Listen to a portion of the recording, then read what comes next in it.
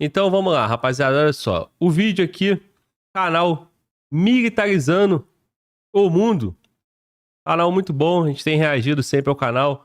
Mandar aqui meu abraço pro canal, agradecer o conteúdo de qualidade e a possibilidade de a gente poder estar aqui reagindo ao vídeo de vocês. Então, muito obrigado ao canal Militarizando o Mundo e já te convido para conhecer o trabalho dele e deixar a tua inscrição. Vamos lá, o título é Exército avisa Lula. Temos armas. Porém, Lula diz não querer guerra com a Venezuela de Maduro. Então vamos ouvir o presidente do Brasil, você gosta ou não? É ele que vai dar a decisão do sim ou do não, né? Então vamos lá. Lula ignora o papel do Brasil de líder na América do Sul, ignora a pressão dos Estados Unidos sobre a Venezuela e entrega a Maduro carta branca para fazer o que quiser com a população da Venezuela e aos opositores. Sejam todos bem-vindos a mais um vídeo do canal Militarizando o Mundo. Se inscreva no canal, ative o sino das notificações. O presidente Luiz Inácio Lula da Silva... O canal já começa fazendo uma crítica pela postura do Brasil, né? Então, assim, em tese o Brasil é a força, né? Na América do Sul deveria se impor, né? Deveria subir o tom, né? Mas subir o tom para ter guerra? Não, não é subir o tom para ter guerra. Subir o tom para não permitir que a Venezuela se ache forte o suficiente a ponto de iniciar um conflito, né? Porque quando você demonstra fraqueza, o teu opositor tem uma tendência a achar que vai ganhar, né? Então, é necessário se impor como uma forma de dissuasão, né? Então, eu penso dessa forma, né? E pelo visto o canal também. Então, vamos ouvir. Se inscreva no canal, ative o sino das notificações. O presidente Luiz Inácio Lula da Silva, em entrevista recente à Rede TV, reforçou seu distanciamento dos problemas internos da Venezuela e, em particular, do presidente Nicolás Maduro. Lula, que foi pressionado por diferentes lados, inclusive pelo governo dos Estados Unidos, para adotar uma postura firme sobre a situação venezuelana, afirmou que não cabe ao Brasil intervir nas questões do país vizinho e declarou enfaticamente que Maduro é um problema da Venezuela e não do Brasil. Essa declaração veio após o aumento das hostilidades entre os dois países, com uma série de provocações e acusações diretas do governo venezuelano ao Brasil e ao próprio Lula. Nos últimos meses, as relações entre Brasil e Venezuela passaram de uma diplomacia cordial para um clima de tensão e desentendimentos. Em maio de 2023, Lula havia recebido Maduro no Brasil com honras de chefe de Estado, em um momento que representava o fortalecimento dos laços diplomáticos entre os países. Na ocasião, Lula defendeu que Maduro deveria construir sua própria narrativa para a situação venezuelana, mostrando uma postura de apoio à autonomia de Maduro frente às críticas de outros países. Entretanto, a relação amistosa começou a se desgastar no início de 2024. Em janeiro, uma candidata da oposição ao regime... Então, vamos lá. Maduro é um problema da Venezuela? Mais ou menos, né? Com essa postura do Brasil, né? Com ele, mostra que o Brasil tem laços com a Venezuela, né? A partir do momento que o Maduro passa, né, a não respeitar o povo venezuelano, temos que saber se a relação é Brasil e Venezuela ou o presidente do Brasil com o presidente da Venezuela, né? Se eles são dois líderes representando os dois povos, o problema da Venezuela é esse problema da Venezuela, beleza, mas o Brasil, por ter fronteira e por ser uma potência na região, precisa, né, diplomaticamente, né, ou através de cortar ali uma relação, né, mandar um recado para a Venezuela. Se a Venezuela ficar à vontade, se o ditador da Venezuela ficar à vontade, ele vai fazer o quê? Ele vai sufocar o povo dele. E o que o povo da Venezuela faz? Pode ir para o Brasil. E nesse momento, passa a ser problema do Brasil. Foi o que aconteceu, né? 2019, 20, 21. Né? O Maduro chega ao ponto de fechar a fronteira com a Venezuela, para proibir que as pessoas saiam de lá, né? Então, será que é um problema só da Venezuela? Vamos ver. Gastar no início de 2024. Em janeiro, uma candidata da oposição ao regime venezuelano foi inabilitada e o Itamaraty expressou preocupação com o processo eleitoral, classificando a exclusão de candidatos opositores como uma ameaça à transparência e à democracia venezuelana. Essa declaração... Agora, não, tira não, mano, vou deixar lá. Olha o nível da democracia da Venezuela, né? Então, você vê como as coisas estão por lá. A opositora, né, que é a Maria Corina Machado, ela foi impedida, o que despertou o Itamaraty brasileiro, né? Opa, calma aí, né? Nesse momento, o que o Brasil se preocupou? Pô, vocês estão impedindo que adversário político participe? E no Brasil acontece isso? O Bolsonaro tá inelegível, né? Ah, tem motivo? De acordo com o TSE, com o STF, tem motivo. Seguindo essa lógica, o Maduro vai falar: ei, vocês estão falando o quê? Estão se metendo o quê? Aí também o Bolsonaro não tá inelegível? O meu TSE, o meu STF aqui disse que ela tá inelegível e ponto. É o que o Maduro falou pro Brasil quando o Brasil foi se meter. Então, quem é o Brasil para falar de democracia de processo eleitoral? Olha aí vocês. Né? Ficou até uma situação constrangedora, né? Então, como o Lula tem laço pessoal com o Maduro, né? É só tu olhar o histórico e a forma como ele foi recebido. Talvez ele prefira não se meter, né? Nessa história. E enquanto isso, a Venezuela sangra. Vamos lá.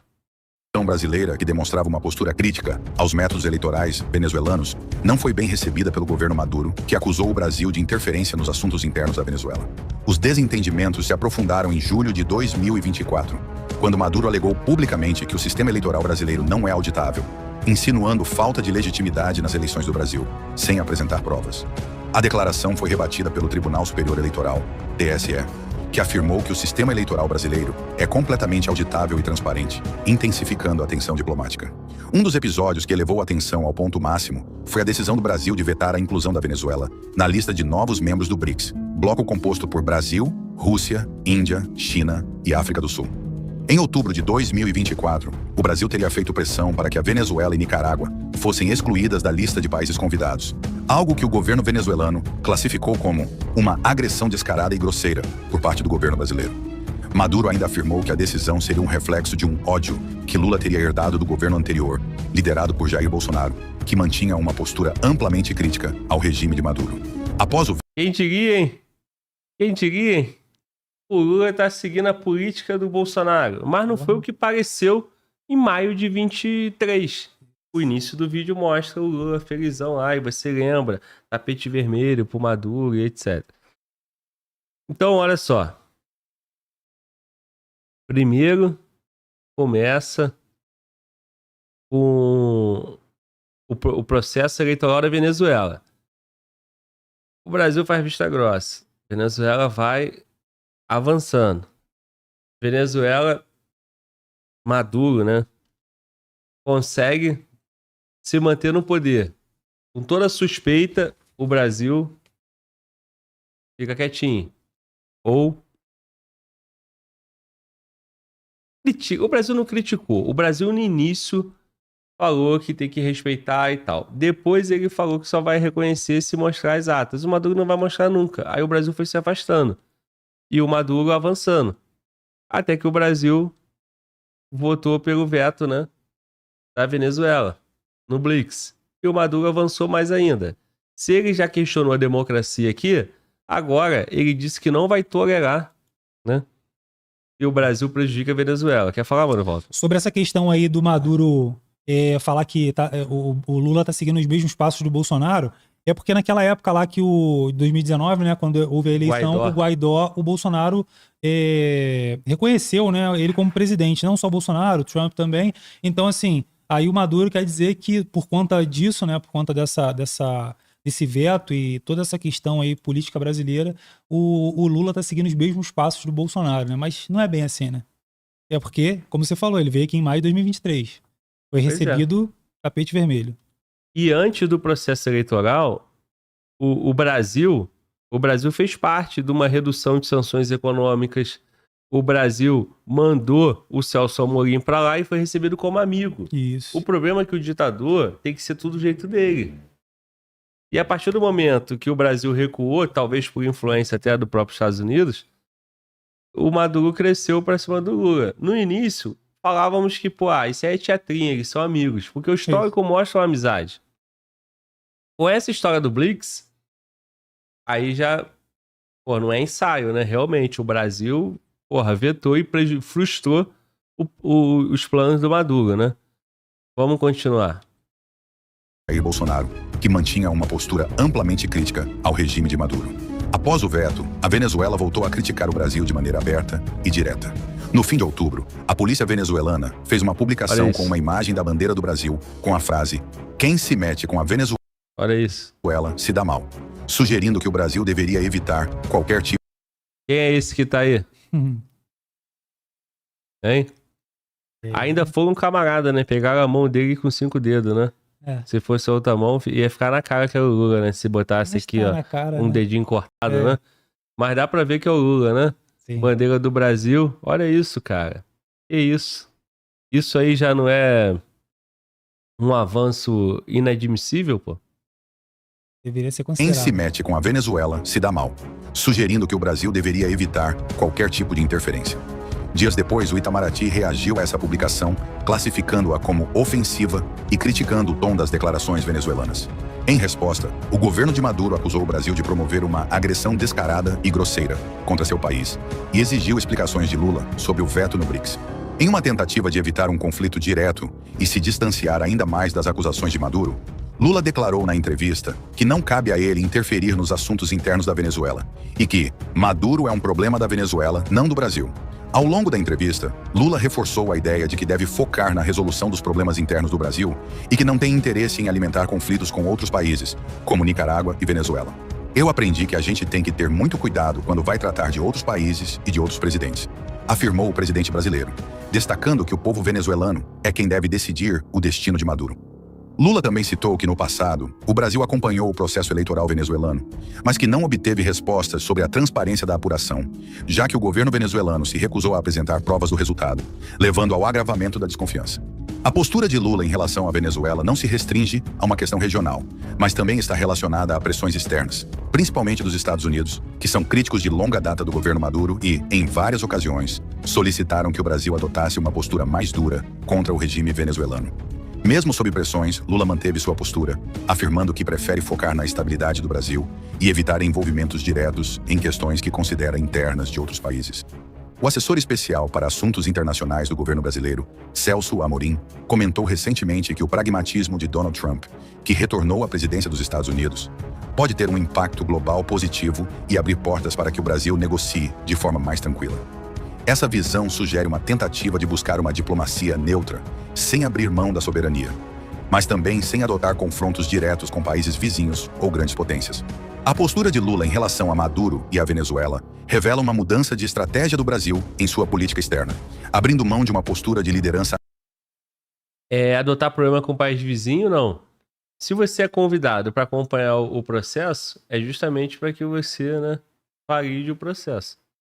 Se você não tem como validar o processo eleitoral, tu faz o quê? Rússia e China na hora falou, é isso mesmo, pô. Até porque olha como é que é lá. E aqui no Brasil, os caras estão avançando, né? Os caras estão mostrando força, atacando o Brasil, pô. E o que ganhou nas urnas? Meteu o pé, pô. Que democracia é essa? E tudo aqui na fronteira, né? Vamos. Uma mudança de estratégia do Brasil em sua política externa, abrindo mão de uma postura de liderança ativa na América do Sul, em troca de uma posição mais contida e focada em assuntos internos. Esse posicionamento de não intervenção se reflete na tentativa de preservar a neutralidade diante das pressões internacionais e das ameaças de Maduro, enquanto o Brasil busca afirmar sua soberania e independência política. Por outro lado, a ausência de uma postura mais forte pode ser interpretada como uma perda de protagonismo do Brasil na região, deixando um espaço para que outras nações, possivelmente com interesses distintos, influenciem diretamente no cenário sul-americano. A decisão de Lula de não confrontar Maduro diretamente também pode indicar uma estratégia para evitar conflitos de longo prazo, mas isso gera um dilema diplomático. Até que ponto essa posição de distanciamento ajudará o Brasil a manter sua influência e respeitabilidade no continente? O risco é que essa postura A questão é o seguinte, olha aí, a bandeira do Brasil, o exército brasileiro aí. Quem é mais forte militarmente? Brasil ou Venezuela? Brasil. Brasil? Brasil. A Venezuela canta de galo com os Estados Unidos. Não vai cantar com o Brasil? E os Estados Unidos está longe também, né? Exatamente, mas pode estar perto se quiser. Concorda? Sim. É só querer. A questão é, vamos lá, ó, número de exército, número de força militar, né? A equipe separou para mim aqui, eu vou narrar para vocês. O efetivo militar do Brasil, aproximadamente 360 mil ativos e 340 reservistas. Então o Brasil aí tem 360 militares na ativa. Venezuela, 109. 8 mil na reserva. Pode falar. Salientar também que a Venezuela ela conta também com outros tipos de milícia, guarda, Tá. que não entra nessa conta aí. Eu andei olhando e chega a 1 milhão, cara. Mais de 1 milhão. Que isso, guerreiro? Sério. Tem Bom, 900 mil em milícia? Tem uma galera, cara. Não fez sentido pra mim, mas não se só tu milícia, viu, tudo né? bem. Não só milícia, Tá. né? O orçamento de defesa. Incrivelmente, o Brasil tem 24 bilhões e a Venezuela também. Então, vamos lá. Se o Brasil, com aproximadamente 360 mil militares, está investindo 24 bilhões, a Venezuela, com 109, está investindo 24 bilhões também. Ao longo do tempo, em 10 anos, quem vai ser mais forte? Brasil ou Venezuela? Tem potencial. Por quê? Desses 24 bilhões que o Brasil investe aqui, 90% é para pagar salário. Para investir em infraestrutura, em equipamento, armamento militar, só é pouco dinheiro. Enquanto na Venezuela deve estar sobrando dinheiro para investir. A Força Aérea tem 628 aeronaves. A Força Aérea Brasileira. A venezuelana, 242. O Brasil tem 46 caças. Venezuela, 40 caças. O Brasil tem 72 aeronaves de ataque dedicada. Venezuela não tem nenhuma. Então, o Brasil tem mais soldado e tem mais força aérea. Força terrestre. O Brasil tem 469 tanques. 44 mil veículos blindados. 172 unidades de artilharia. Venezuela, 180 tanques. 14 mil veículos blindados e 60 unidades de artilharia. O Brasil tem 172. O Brasil tem 78 lançadores de foguete e a Venezuela 36. A Força Naval. O Brasil tem 134 embarcações, incluindo um porta-helicóptero, 4 submarinos e 6 fragatas. Será? Tudo isso está funcionando? Exato. Mas Venezuela, 32 embarcações, 2 submarinos e nenhuma fragata. Então, cara, o Brasil tem força, mas o Brasil também é maior, né? E o que adianta se você é um pitbull, mas não quer morder? Um pitbull sem querer morder vai tomar um prejuízo, né? Tomar uma chamuscada. Do Rottweiler que quer morder, né? Tomar uma chamuscada. Então, é isso. Né? Continuando, mostra aí. Então, cara, esse exército aqui tem que se impor, pô. Em números. Pô, não tem comparação. Mas e na motivação? Na liderança? Como é que fica? Vamos. De não intervenção acabe minando a capacidade do Brasil de atuar como uma potência estabilizadora na América do Sul, abrindo precedentes para que governos com pouca transparência, como o de Maduro, avancem sem oposição significativa. Em última análise, a estratégia de Lula é um jogo de equilíbrio entre manter a paz diplomática e não ceder a pressões internas ou externas, mas sua eficácia a longo prazo ainda será testada. Se gostou desse vídeo, deixe seu like, se inscreva e ative o sino das notificações. Muito bom. Muito bom vídeo. Aí é isso, né, cara? O Maduro quer se manter no poder, se manter forte. Ele tem que ter narrativa, ele tem que ter o medo da população para que ele possa defender a população. Ele tem que afastar os opositores. E o Brasil? O Brasil quer paz, certo? Isso. Só que se o Maduro ou quem financia o Maduro quiser provocar uma guerrinha, uma baguncinha aqui na América do Sul, o Brasil tá aí. Agora, sobre essa questão aí a questão da defesa ali da Venezuela, né? Eu andei lendo, andei pesquisando algumas coisas no final de semana e vi que, por exemplo, são caças russos, né? Eles têm equipamentos russos e chineses. E quando foi proposto ali para a Rússia e China fazer a manutenção ali nas suas aeronaves e tal, nos navios, eles se negaram, até porque a Venezuela já deve muita grana para eles, né? Então, assim, faz ali negocia em petróleo e tal, mas eles não têm como bancar. E há relatos de que muitas das aeronaves e equipamentos militares da Venezuela estão sucateados. Então, assim, é óbvio que não dá para subestimar, né? Mas também eles falam que tem um poderio militar gigantesco, né? Mas não é isso tudo. Quantos generais? 2000. 2.000 generais. É uma força desequilibrada, né? Isso. Então, assim, não tem condições, irmão. Não tem condições. Mas é aquilo, cara. Mas se tiver comando e tiver motivação, até o Brasil tomar decisão e direcionar força lá pra fronteira, os caras podem fazer uma bagunça, né? Isso. O Carcará, quando esteve aqui, ele falou, né, sobre a questão ali da Guiana e Venezuela, e eu lembro muito bem dele ter falado dos radares, né? Aí eu fui pesquisar. Os radares, quem fornece os radares da Venezuela é a China. Então, assim, é tido como os radares mais avançados aqui da América Latina, né? Caso o Brasil queira chegar lá, os caras conseguem detectar, né? Agora vai saber se está operante, né? Basta saber se está operante. Se eles têm poderio também, se fosse o caso da Força Aérea Brasileira adentrar no território deles, eles terem, assim, força para poder tirar, né, os caças brasileiros. Aí eu já... Cara, somente informações. olha, mano, eu tenho que trazer camaradas pra comentar esse problema aqui. Carcará é um deles. Mas, assim, o que eu vejo, a preocupação é a seguinte. Tem o braço do eixo ali, cara, né? Do mal, né? Você pode dizer assim. Para muitos não é eixo do mal, mas você tem o Irã fazendo um tumulto ali no Oriente Médio. Você tem a Rússia, você tem a China sustentando economicamente, né? E você começa a ter também tensão na Coreia do Norte. E a Venezuela, ela tá próxima de todos esses países. Então, por que não a Venezuela não vai ser o ponto de confusão na América do Sul?